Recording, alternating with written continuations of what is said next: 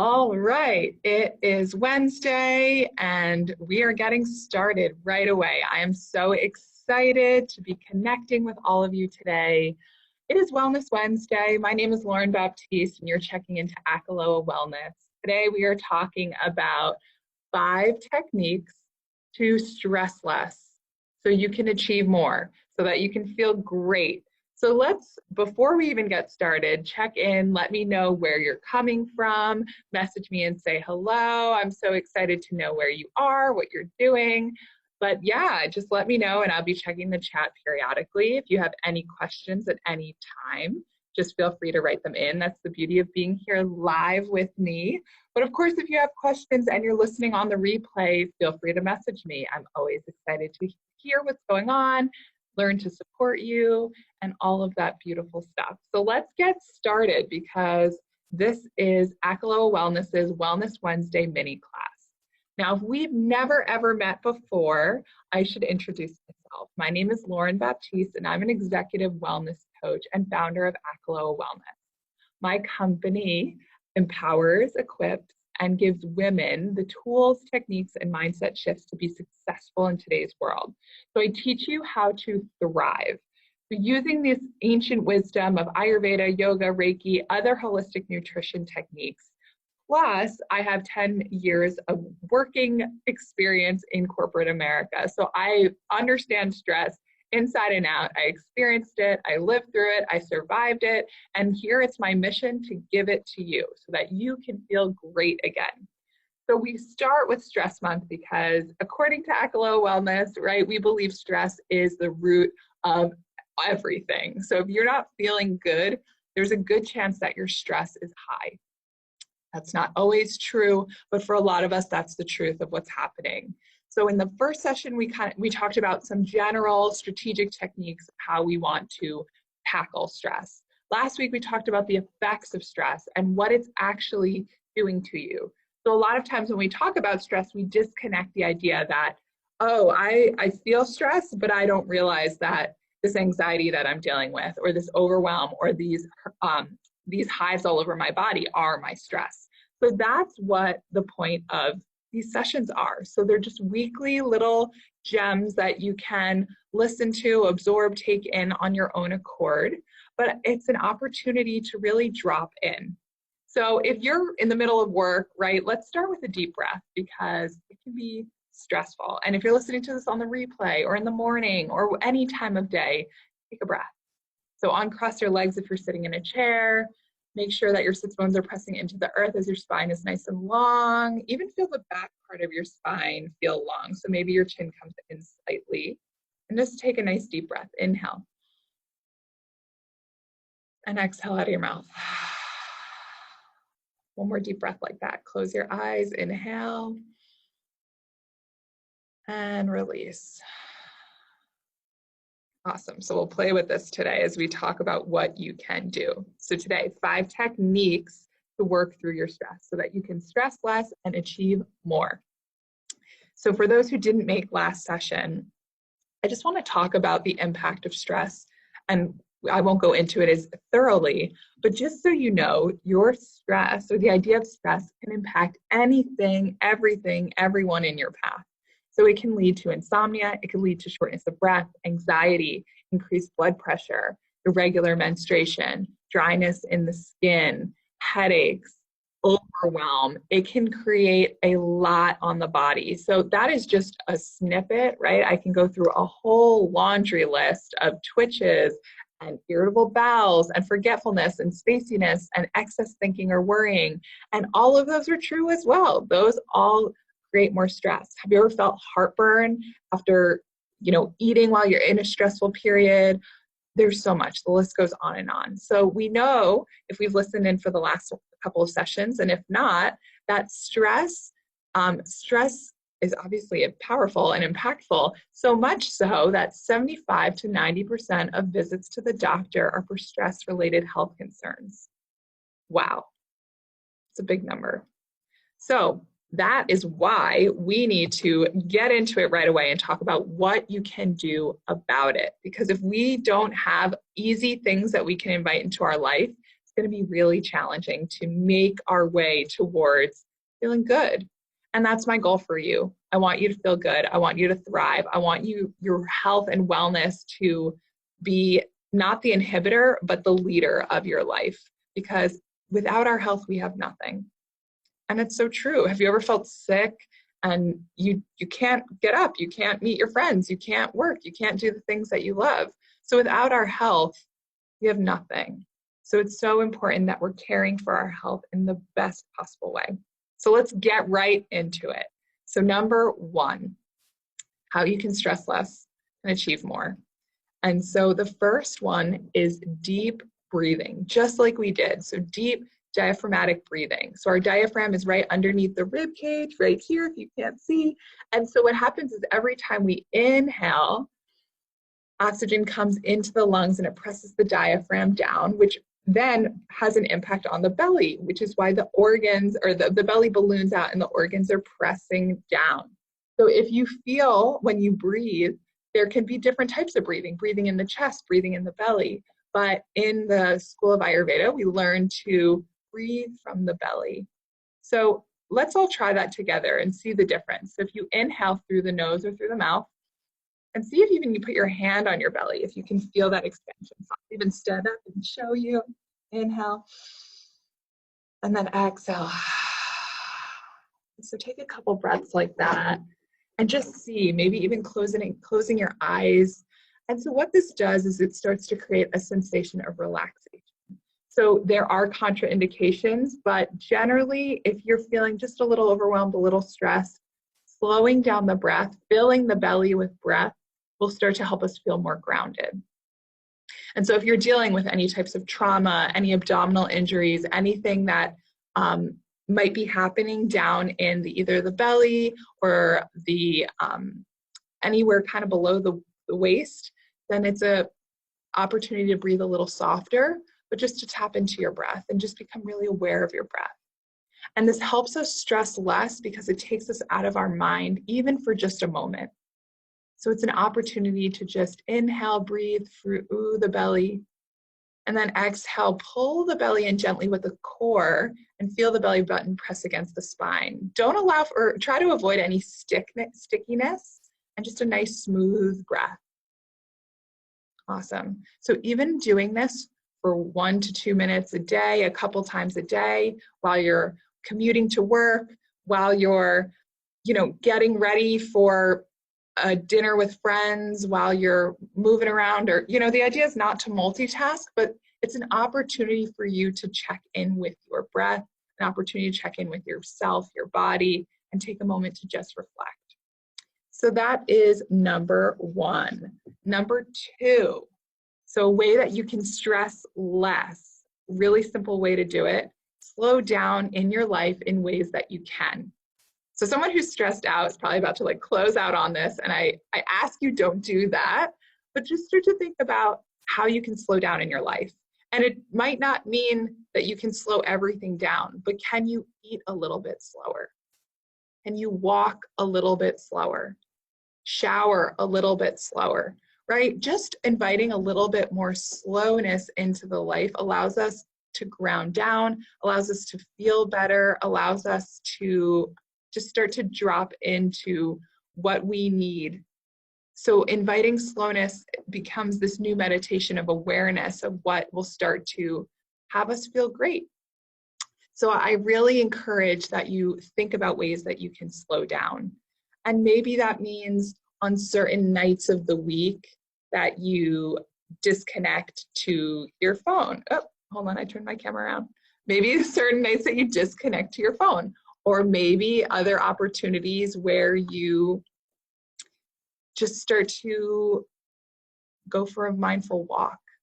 There's so many things you can do. So this is an idea. So think about it for yourself, what that means for you, and see what you can invite in. So that's number two. So if you missed number one, it is to invite deep breath, slow, deep diaphragmatic breath.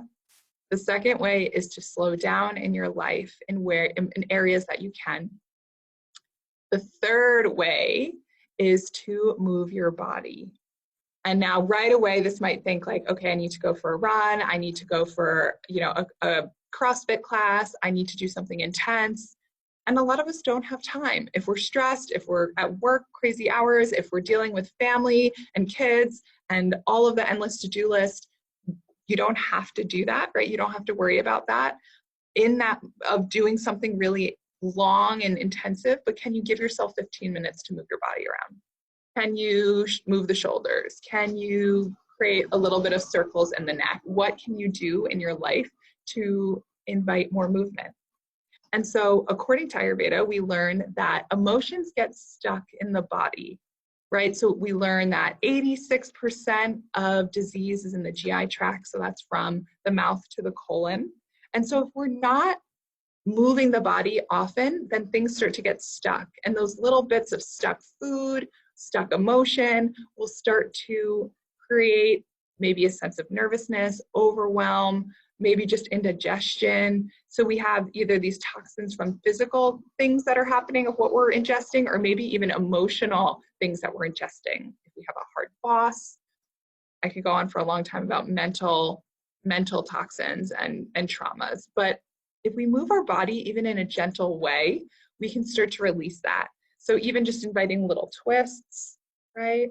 Just moving the hips from left to right, even just creating a little bit of a practice on your back. You don't have to be an athlete or super fit to move your body. You just have to listen to what you need and breathe while you do it. And that will start to twist out any of the stuck energy. How does that sound? Right? The idea is that none of these need to be really long or time intensive, but just something that you notice. If I notice that I start getting stressed and overwhelmed at work, what can I do? If I have the opportunity, maybe I get out of my desk and go for a walk. Or if I can't even leave my desk, can I invite some stretching, some gentle movement? So this is the practice. And it doesn't have to be hard. That's the one thing that I want to invite for all of these. Let it be fun. Let it feel like an opportunity of something you can share with your family and do together. Let it be something that feels nourishing for you. So start to think about which of these might resonate and which of these might not serve. So that is number 3. I don't know if I'm losing the numbers here, but that's number 3. Number 4 is self-massage. And in Ayurveda, we call this Abhyanga, if you've ever heard of that. And again, we can think, okay, well, getting a real massage is even better, but that can get expensive really fast. And so according to the science of Ayurveda, we learn that by massaging the skin, it's reducing anxiety and overwhelm. It keeps the muscles toned and fit, and it prevents old age. And so those sound like reasons to me, enough to just subscribe immediately. And so it can be as simple as in the winter or in the colder weather, you're going to use a sesame oil or a warmer oil. That can vary depending on the person, maybe even a really hot mustard seed oil, depending on the person. And then in summer, you would use more of a coconut oil or a cooling oil. And so that's going to be mostly based on weather, but it can also depend on your body. So if you have any questions of what might be good for you, just let me know. Feel free to reach out. But the idea of the self-massage and what is really grounding is if you start from the head and massage your way down. And so starting with the shoulders, the neck, even massaging with oil, the ears, the inside of the nose, maybe even over the eyebrows can feel really nice. And just start to work your way down your body. And that could feel really good because when we're overwhelmed, sometimes we're jittery, we're shaky, our breath is really shallow. It gives an opportunity to slow down, like we talked about earlier, but it's also to feel loving touch. And that's really nice because most of us are running from place to place. We're always on the go. We're always so up and out. Like our energy is always just kind of like we're talking all the time. We're doing all the time. We're never settled. So it's a moment to shift the energy down and in, down, grounded. And that's a win. All right. So we talked through 4. Let's go through the last one and then I'll recap all together. So the last one, and if anybody saw my post on Instagram, I had recently just done a 24-hour silent retreat meditation. And so this could be really hard for a lot of us, but it was really, really powerful. So for 24 hours, no screens, no talking. Now, that's not realistic for all of us, so that's why you have a choice of a couple of different things to choose from. But imagine what it would be like for a day without talking, even an evening without talking. I can tell you just in 24 hours with minimal connection to feeling internet and to work and to all of these things, my energy just felt more calm and grounded. And you can kind of imagine what this would be like, right? Like, what's a day of vacation like? But take it to that next level, not speaking, which could be something that depletes us so often. I'm speaking all the time. I do speaking events. I'm talking and connecting, and I'm in meetings and calls all the time. This mouth, it's a blessing, but it can also deplete my energy. And what that does is it can throw off other winds in my body, an area where all of a sudden I might be feeling constipation, I might feel really lightheaded, I might feel ungrounded. So that silence was incredible. So I would love the idea of at least offering that to you, whether it's a night, and you could try it with your family. It could be really funny. If you're by yourself, it's a lot easier. But it also can feel like, oh my gosh, my day feels so long now. What do I do? And it's an opportunity to journal, to reflect, to read, to catch up on that podcast you've wanted to listen to for so long. Or, I mean, I would say, I know you said, like, probably Lauren, you said no screens. It's in moderation of what feels good for you. So there are so many things happening in a day-to-day. So I don't want you to feel like this is torture. I want it to feel like an opportunity for you to relax. So a lot of people do different things. And so those are some things you can do in a day of silence, or an evening of silence, or an afternoon of silence. Just notice how this mouth and all of this, this mouth can do so much, can deplete us so much. So it's an opportunity to just, whoop. So let me wrap up and then I'll do that for myself. So let's go through the 5 once more. So starting with deep diaphragmatic breathing, right? Really building out the belly on that breath. Number 2, slowing down in ways that you can. Eating slower, walking slower, living slower. Number 3, moving the body, because emotions get stuck when we don't move. Number 4, self-massage, just gentle, light, loving touch. And number 5, for those who want to take it to the next level, inviting in an opportunity for silence. So this is it. This is our mini class. And I would love for those that have joined, which are those that you will be considering inviting into your life? Which feels the most easy? Which feels the hardest? Which feels like one that you can integrate into your life immediately? That usually is one of the most important ones, because if we can do it now, why not start today? All right, so if you are feeling stressed or overwhelmed, or if this just hit really hard or kind of like was mind-blowing of like, wow, things can be so simple just to stress less, just so I can achieve more, just so I can thrive, then feel free to reach out. I'd love to hear your experience. I'd love to know what you're thinking about. As I continue to build these Wellness Wednesdays, we'll be talking about anything from health, work-life balance, empowerment, boundaries. There's a whole host of things I have. So next month is going to be a whole different month, and we're going to be talking about a new topic. So that'll be a little surprise for you for next week. But I would love to hear. All right, I'm seeing some comments. Amazing. So it looks like number 5, the self-massage, feels like one that that Candace might be able to invite in. So that's really exciting. And so if anybody else has anything that they would consider inviting in, that's always good to know.